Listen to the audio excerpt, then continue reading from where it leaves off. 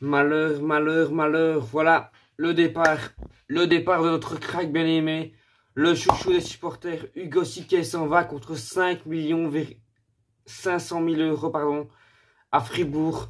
Quatrième de Bundesliga. On va tenter de répondre ensemble. Pourquoi ce transfert? Pourquoi maintenant? Et est-ce le bon choix pour lui? Donc tout d'abord, on va s'interroger d'abord sur la somme donnée par Fribourg contre Siquet, c'est-à-dire 5,5 millions d'euros, alors que ce joueur est évalué aujourd'hui sur Transfermarkt à 7 millions d'euros. Alors, ouais, évidemment, c'est très bizarre. 7 millions d'euros sur Transfermarkt. Aujourd'hui, il vient à peine de prolonger il y a quelques semaines son contrat de 2 ans supplémentaires jusqu'en 2024. Il a à peine 19 ans.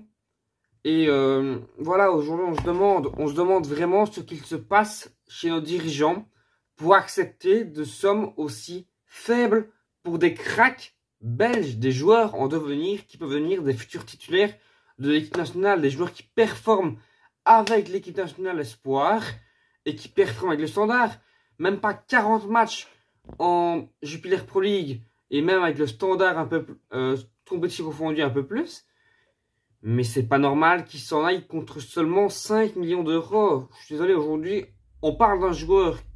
Si Siquet aujourd'hui, pardon, était un joueur de Bruges, de Genk, ou même d'Anderlecht, le prix serait de minimum 10 millions d'euros pour un latéral très offensif et qui a une super qualité de centre, qui sait super bien donner les phases arrêtées. Ça court pas les rues partout, je suis désolé aujourd'hui. À part Mata, je vois pas un latéral qui est aujourd'hui meilleur que Siquet sur le côté droit. Je parle bien du côté droit parce que évidemment Sergio Gomez est exceptionnel cette saison. Pas de souci avec ça. Mais aujourd'hui, ça nous prouve encore une fois de plus, l'incompétence de notre direction. Voilà, c'est beau de faire partir le coach, faire partir le directeur sportif, faire partir les joueurs. Mais au moment où on s'interroger vraiment, et je pense qu'on a tous compris, supporter les joueurs, à ce qui est au-dessus. Ce qui est au-dessus, ce qui gère le club depuis des années. Venandia n'y arrivera pas. Il est trop incompétent. Il adore le Standard, pas de souci. Mais en termes de compétence dans le foot, il n'a rien. Grosjean non plus. Il est incompétent. Et aujourd'hui, on le voit. Aller chercher des investisseurs, ça nous fera peut-être gagner de l'argent. Mais ça sert à quoi d'avoir de l'argent si c'est pour le gaspiller? Le gaspiller. Et encore, Siquet, c'est bien de le vendre. Mais tu vas aller chercher qui? Faille qui est irrégulier. On va encore peut-être aller puiser dans notre académie. Mais tu n'auras pas un nouveau Siquet dans ton académie. Hein. Certes, ton académie est très productive. Tu as un réservoir de talent qui est incroyable en Belgique. L'un des meilleurs. Je ne dis pas le meilleur, mais un des meilleurs en Belgique. Ça, personne ne pourra me contredire. Venanzi, t'as fait assez de dégâts. Il faut que tu t'en ailles maintenant. C'est terminé. Le Standard aujourd'hui, c'est un club historique. Alors, peu importe les résultats en championnat, c'est pas parce qu'on te propose 5,5 millions et que tu es en manque d'argent que tu dois te ruer dessus et ne même pas négocier et ne pas avoir de cerveau et arriver comme ça devant l'offre. J'accepte, c'est bon. On parle d'un joueur qui va peut-être devenir très grand dans le futur. Et on va s'en vouloir de l'avoir vendu si peu, si peu. Je me souviens bien à l'époque des Fellaini, des Witsel. On les a pas vendus pour ce prix-là. Et pourtant, on a vu ce qu'ils sont devenus. On les a vendus pour un bien meilleur prix. Et on ne le regrette pas aujourd'hui. Pas du tout. Parce qu'on a vu ce qu'ils sont devenus. On a vu les cracks que ça a pu devenir. Les joueurs mondialement forts que c'est devenu. Peut-être pas Fellaini, c'est peut-être pas un joueur mondialement fort. Mais Witsel, malgré qu'il ait fait peut-être les mauvais choix, est devenu un joueur brillant, un joueur numéro 6 incroyable dans le monde du football et respecté. Ça, on ne pourra pas le nier. Et donc voilà, aujourd'hui le Standard, malgré sa position, le standing est toujours là. C'est un club historique en Belgique et ça, on ne peut pas le nier. Donc le Standard aurait été en droit de demander beaucoup plus. Anderlecht, regarde, c'est un club historique en Belgique. Peu importe la position dans laquelle ils étaient. L'année passée, ils ont vendu Doku. La position dans laquelle ils étaient était catastrophique. Et pourtant, ils ont quand même reçu 27 millions d'euros pour un crack qui avait 18 ans. Donc voilà, je comprends pas, moi. Je comprends pas comment est-ce qu'on peut en arriver là. Maintenant vient la question du timing. Le 1er décembre 2021, à un mois du mercato, alors qu'il reste plusieurs matchs à jouer, plusieurs matchs importants, dont le Derby Carolo. Voilà, on ne sait pas si Sique sera complètement à 100% pour ces matchs. Si mentalement il sera encore concerné pour le standard, je pense que oui, parce que pour moi c'est un gamin qui a reçu sa chance au standard et qui voudra rendre à cœur ce qu'on lui a donné pendant cette année et demie qui vient de passer. Donc pour moi c'est quand même un gars professionnel et qui aura envie de prouver, qui sera toujours motivé pour le standard.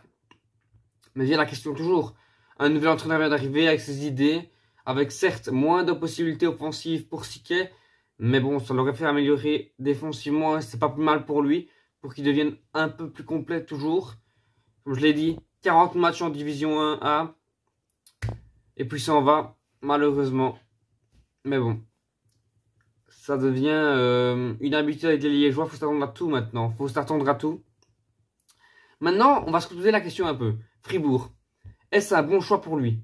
Déjà, pour moi, la Bundesliga, pour ce type de profil, est un meilleur championnat pour que la Ligue 1, où il aurait pu signer l'été dernier. Mais l'été dernier, il faut quand même se dire qu'on a reçu des offres allant de 6 millions d'euros, avec un pourcentage à la revente de 30% de la part de Lille. Alors certes, il n'aurait pas eu le même temps de jeu. Là, je pense que franchement, dans les arguments que je vais vous dire, il aura le temps de jeu à Fribourg, j'en suis convaincu. Il devra se battre évidemment parce que là, il aura une vraie concurrence. Faye était trop souvent blessé et il était trop souvent sans concurrence. Et donc, depuis quelques matchs, il pataugeait un peu. Donc là, il devra se montrer conquérant. Là, dans un championnat où on ne le connaît pas. Donc là, ce sera différent pour lui.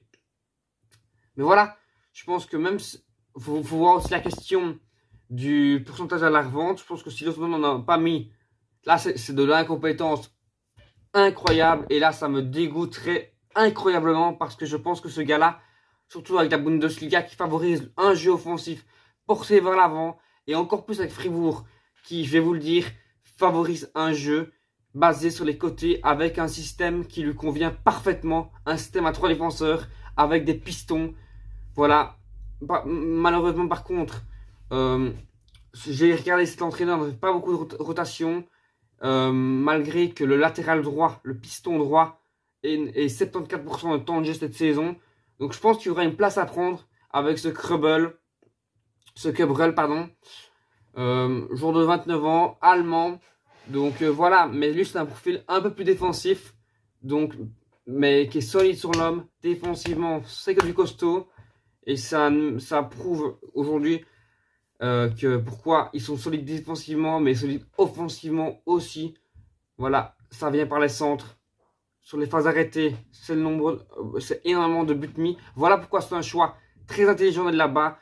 Cette équipe de Fribourg, ça marque énormément sur phases arrêtées, que ce soit sur corner, sur penalty ou sur coup franc. Et donc je pense que c'est un super choix pour le jeu que pratique Sique. Et je pense que le championnat allemand, c'est un très bon choix pour lui. Je pense que c'est un pas direct vers l'équipe nationale. On l'a vu directement après l'arrivée. On a vu des joueurs comme Bornau, Lukebacker fêter leur première sélection. Je ne dis pas qu'ils ont continué à jouer dans les semaines dans les sélections suivantes à être pris, mais au moins ça les a repris parce que ils ont été bons en Bundesliga et c'est un championnat qui est médiatisé très fort. Là, sa cote va exploser totalement et ça peut devenir un des meilleurs latéraux du championnat allemand, je l'espère en tout cas, et je lui souhaite que du courage. Sur ce, si vous avez aimé la vidéo, j'espère que vous pourrez liker, vous abonner, et moi je vous dis à la prochaine. Ciao!